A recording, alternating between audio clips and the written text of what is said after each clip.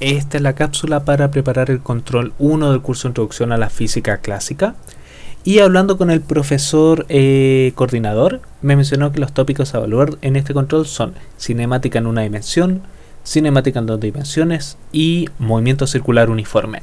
Entonces, veamos un resumen bien express de lo que sería toda esta materia. Partamos primero definiendo cinemática. ¿Qué es cinemática? Es una rama de la física que estudia cómo se realiza el movimiento. A cinemática no le importa el por qué el movimiento, eso lo verán más adelante en dinámica, sino que en cinemática nos interesa describir el movimiento como tal. Para ello se definen los siguientes vectores dado un sistema de referencia. Consideremos una masita que se mueve. Vamos a definir el vector posición, que nos indica dónde se ubica esta masita, esta partícula, dado nuestro sistema de referencia.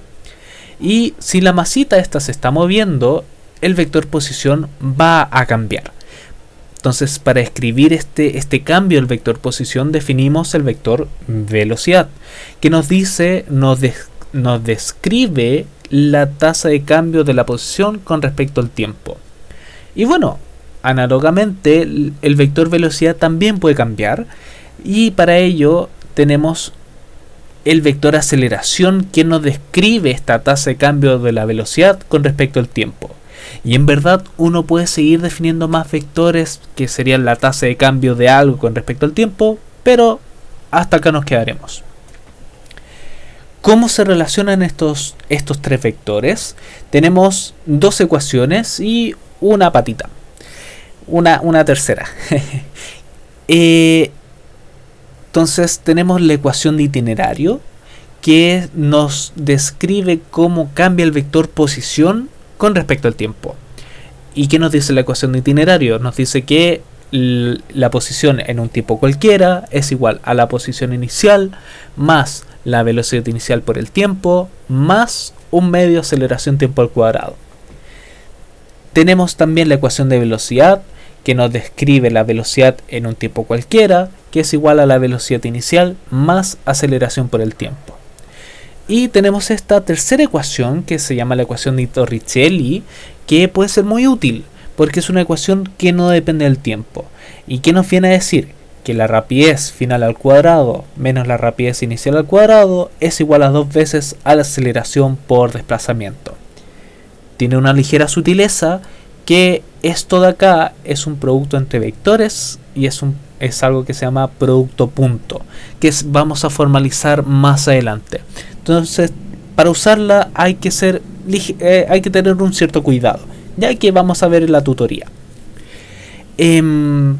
¿Cómo se puede deducir esta última ecuación? Bueno, la aceleración se define como una tasa de cambio de la velocidad con respecto al tiempo. Pueden despejar cuánto es este tiempo, y eso lo reemplazan en la ecuación de itinerario y obtienen la ecuación de Torricelli. ¿Ya? Algo importante acá. Bueno, R sub 0 es la posición inicial, V sub 0 es la velocidad inicial y A es la aceleración. Pero acá hay un detalle importante: la aceleración es constante. ¿Ya? Entonces, supongamos el siguiente caso. Tienen un auto, por ejemplo, que inicialmente no está acelerando y lo acelera. Tienen en ese caso una aceleración constante por tramos, ¿cierto? Entonces no pueden usar solamente una ecuación de Torricelli para escribir ese movimiento, sino que tienen que ecuaciones cinemáticas. Tienen que armar las ecuaciones cinemáticas, ya sea la ecuación de itinerario, la ecuación de velocidad, la ecuación de Torricelli por tramos, ¿ya? Porque estas ecuaciones son a partir de aceleración constante, ¿ya? Y bueno, a lo largo del curso en cátedra analizaron ciertos casos específicos, por ejemplo lo que viene a ser caída libre, que no es nada más que tomar aceleración igual a la aceleración de gravedad. Entonces, es muy típica la confusión al comienzo de los signos, y por eso voy a entrar un poquito en detalle en esta parte. Entonces, consideremos la siguiente situación. Si definimos el vector y tongo como este vector, estoy considerando hacia arriba positivo, Nuestra aceleración de gravedad es un vector que apunta siempre hacia el suelo. Entonces el vector aceleración de gravedad es igual al tamaño de este vector, que es aproximadamente 10 metros dividido en segundo al cuadrado. ¿En qué dirección? En la dirección que me apunta hacia abajo, es decir, la dirección menos y tongo, ¿ya? Entonces, si el movimiento ocurre solo en esta dirección, en este eje, hacia arriba o hacia abajo, consideremos estos dos casos. ¿Qué pasa si tengo una partícula que la estoy lanzando con velocidad inicial hacia arriba? Entonces, dada nuestro sistema de referencia, nuestra ecuación de itinerario queda de la siguiente forma: posición inicial más velocidad inicial por el tiempo. ¿Por qué más? Porque está apuntando en la dirección positiva, y menos un medio g tiempo al cuadrado, porque g, el vector aceleración de gravedad, apunta hacia abajo. De forma análoga, la velocidad en función del tiempo sería igual a más velocidad inicial porque va hacia arriba, menos g por tiempo, menos porque va apuntando hacia abajo, ¿ya? De forma análoga, bueno, ¿qué pasa si en vez de la masita tuviera velocidad inicial hacia arriba? ¿Qué pasa si la tiene hacia abajo? Bueno, nuestra ecuación de itinerario cambia ligeramente. En este caso sería posición inicial menos velocidad inicial por tiempo, menos porque va en la dirección negativa como definimos la dirección positiva, menos un medio g tiempo al cuadrado porque la aceleración de gravedad apunta hacia abajo.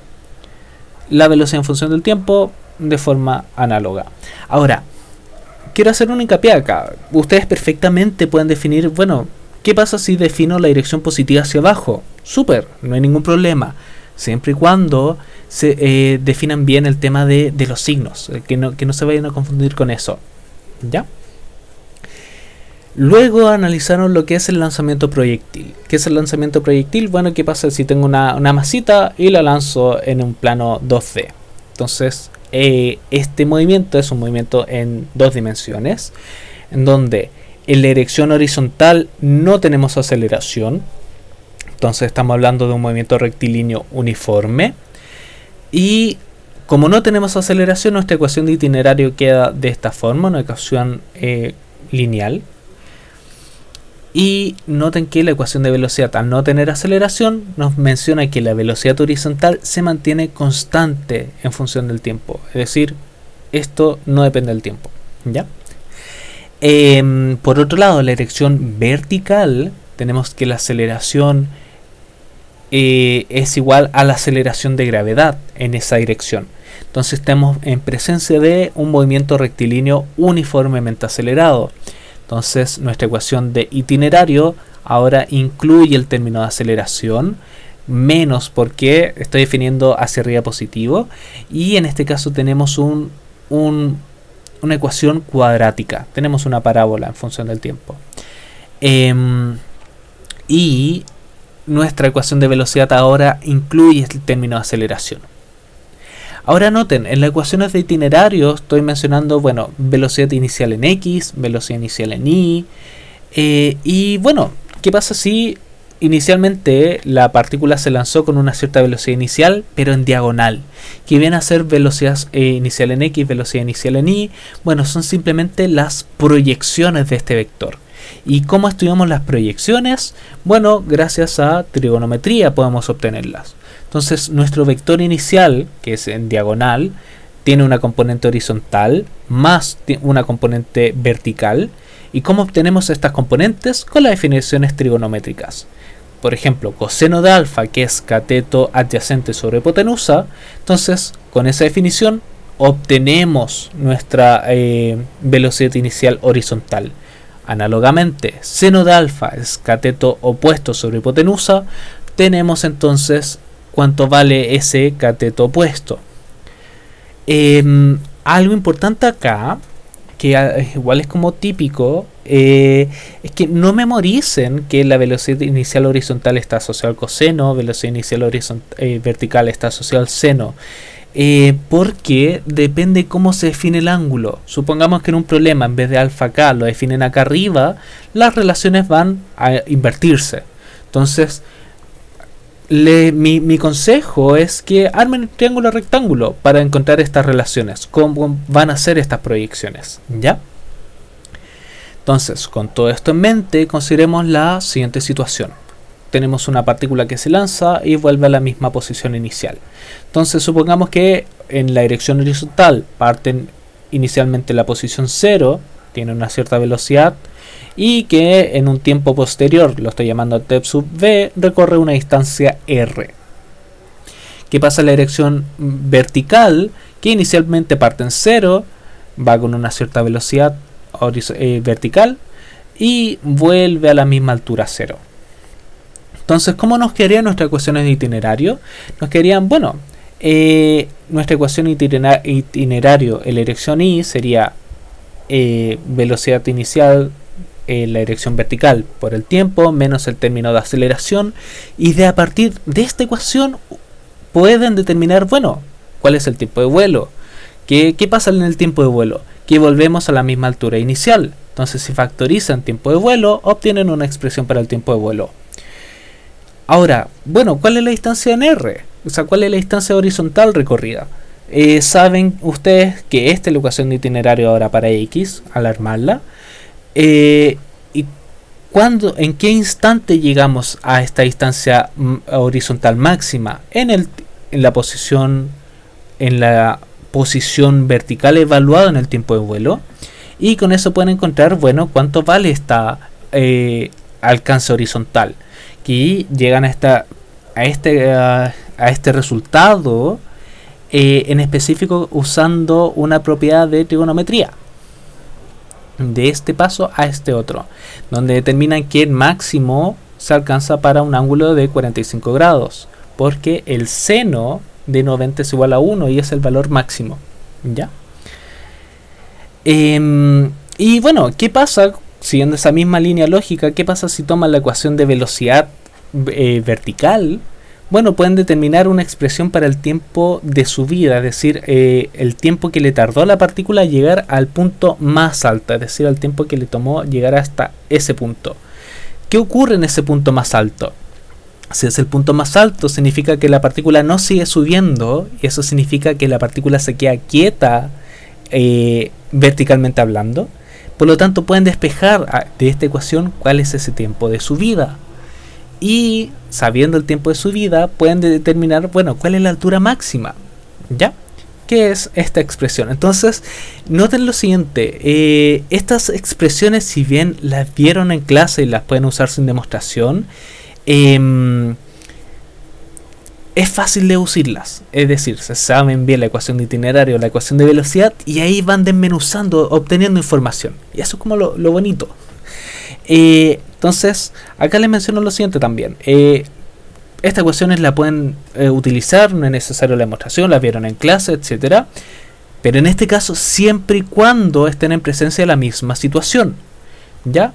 Por ejemplo, ¿qué pasa si la partícula llega a otra altura? Ya estas ecuaciones se caen. No tendrían que manipularla y deducir todo nuevamente, ¿ya? Y eso con lanzamiento de proyectil. Luego vieron movimiento circular uniforme. ¿Y qué es el movimiento circular uniforme? Es, bueno, ¿qué pasa si tenemos una partícula que se mueve a lo largo de una circunferencia? ¿Qué lo hace de uniforme? Es que la rapidez y una cantidad que se define en esta situación, que la velocidad angular, son constantes. Entonces, ¿cuáles son las propiedades de este movimiento? Estoy definiendo acá una circunferencia de radio r, tenemos nuestra posición que escribe dónde se encuentra la partícula en función del tiempo. Podemos definir un ángulo con respecto a la horizontal, de dónde se ubica la partícula. Entonces, ¿cuáles son las propiedades? La velocidad es perpendicular al vector posición, y es por esto mismo que se le llama velocidad tangencial, ¿ya? Es decir, es tangente a la trayectoria. Note lo siguiente ahora. La velocidad varía porque es un vector. La velocidad puede estar apuntando hacia allá y cuando estemos en otra vuelta está apuntando en el sentido opuesto, ¿ya? Pero en el caso de movimiento circular uniforme, el tamaño de este vector se mantiene constante. Es decir, tomemos estas dos situaciones, velocidad 1, velocidad 2, como vectores son distintos, apuntan en direcciones en sentidos opuestos, pero el tamaño de este vector con este vector son iguales. ¿Ya? Eso tienen que tenerlo presente. Ahora, la velocidad varía. Y habíamos dicho que teníamos un vector que escribía cómo variaba la velocidad con respecto al tiempo. Entonces, como existe una variación de velocidad, entonces tenemos algo que lo causa. Entonces tenemos una aceleración. En específico hablamos de aceleración centrípeta. No centrífuga, centrípeta. Centrífuga lo van a ver más adelante en mecánica, ¿ya? Pero en centrípeta. Ahora, ¿por qué se llama centrípeta? Porque esta aceleración siempre apunta hacia el centro. Es decir, apunta hacia el centro de la circunferencia. Entonces, si definimos la dirección R tongo apuntando hacia afuera, la aceleración centrípeta es algo que apunta en la dirección menos R tongo. ¿Ya? Ahora, tenemos la velocidad tangencial o rapidez tangencial. ¿Y qué es la rapidez? Es un movimiento circular uniforme. Entonces, el tamaño de ese vector no cambia. ¿Cómo calculamos rapidez en un caso uniforme? Es distancia sobre tiempo, ¿cierto? Ahora, ¿qué pasa si el tiempo es cuando damos una vuelta? Cuando damos una vuelta, la distancia que recorremos es el perímetro de la circunferencia. Y bueno, ¿cuál es el perímetro de una circunferencia? Es 2πr. Y el tiempo en dar una vuelta se define como el periodo. Y otra definición es 2πrf. Entonces, ¿qué es esto? Periodo, frecuencia. Me adelante. El periodo se define como el tiempo dividido en el número de vueltas. Entonces, cuando da una vuelta, tenemos el tiempo transcurrido en una vuelta, es el periodo. Y se define la frecuencia como número de vueltas dividido en tiempo. Entonces, cuando el tiempo ocurre un segundo, por ejemplo, tenemos cuántas vueltas me dio. Noten que por estas definiciones de periodo y frecuencia son inversamente proporcionales. Frecuencia es igual a 1 sobre periodo o periodo es igual a 1 sobre frecuencia. Entonces por eso tenemos estas definiciones de acá. De forma análoga se define lo que es la rapidez angular. Que, ok, uno puede decir, bueno, ¿cuánta distancia recorro? Pero la partícula, por ejemplo, ¿qué pasa si nos centramos en este ángulo? Cuando la partícula se va moviendo, este ángulo va aumentando, ¿cierto? Entonces se define de forma análoga esto, lo que sería rapidez angular. ¿Y qué viene a ser la rapidez angular? Es cuánto ángulo recorro en un cierto tiempo. Pero supongamos que dimos una vuelta, es decir, partimos de acá y volvimos al mismo punto. El tiempo que transcurre en una vuelta es el periodo. Y el ángulo que recorrimos son 360 grados, o dicho en radianes son 2π. Entonces tenemos esta relación de 2π sobre periodo o 2π por frecuencia. Notemos lo siguiente, que dadas estas definiciones podemos relacionar fácilmente la rapidez tangencial con la rapidez angular. Noten que la rapidez tangencial 2πr sobre t o 2πrf tiene un r que la rapidez angular no tiene. Entonces rapidez tangencial es igual a rapidez angular por el radio. ¿Ya? Y por otro lado, tienen una expresión para la aceleración centrípeta que en verdad se muestra más adelante de cómo surge, y detrás de todo esto se esconden derivadas que verán al final de introducción al cálculo.